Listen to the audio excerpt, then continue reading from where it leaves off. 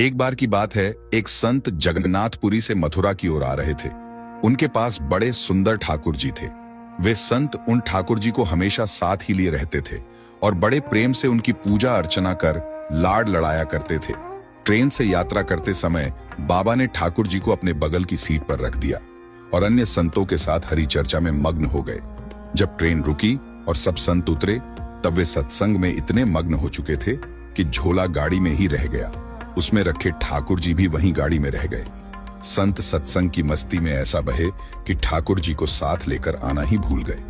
बहुत देर बाद जब उस संत के आश्रम पर सब संत पहुंचे और भोजन प्रसाद पाने का समय आया, तो उन प्रेमी संत ने अपने ठाकुर जी को खोजा और देखा कि हाय, हमारे ठाकुर जी तो हैं ही नहीं। संत बहुत व्याकुल हो गए, बहुत रोने लगे, परंतु ठाकुर जी मिले नहीं। उन्होंने ठाकुर जी के वियोग में अन्न जल लेना स्वीकार नहीं किया। संत बहुत व्याकुल होकर विरह में अपने ठाकुर जी को पुकार कर रोने लगे।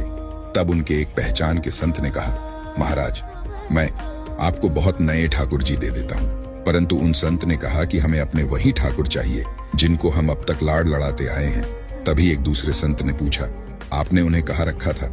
मुझे तो लगता है गाड़ी में ही छूट गए होंगे। एक संत बोले, अब कई घंटे बीत गए हैं, गाड़ी से किसी ने निकाल लिए होंगे और फिर गाड़ी भी बहुत आगे निकल चुकी होगी। इस पर वह संत बोले, मैं स्टेशन मास्टर से बात करना चाहता हूँ वहां जाकर। सब संत उन महात्मा को लेकर स्टेशन पहुंचे। स्टेशन मास्टर से मिले और ठाकुर जी के गुम होने की शिकायत करने लगे। उन्होंने पूछा कि कौन सी गाड़ी में आप बैठकर आए थे।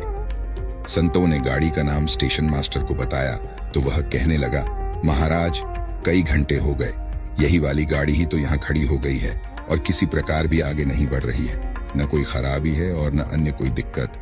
कई सारे इंजीनियर सब कुछ चेक कर चुके हैं, परंतु कोई खराबी दिखती ही नहीं। महात्मा जी बोले, अभी आगे बढ़ेगी, मेरे बिना मेरे प्यारे कहीं और कैसे चले जाएंगे।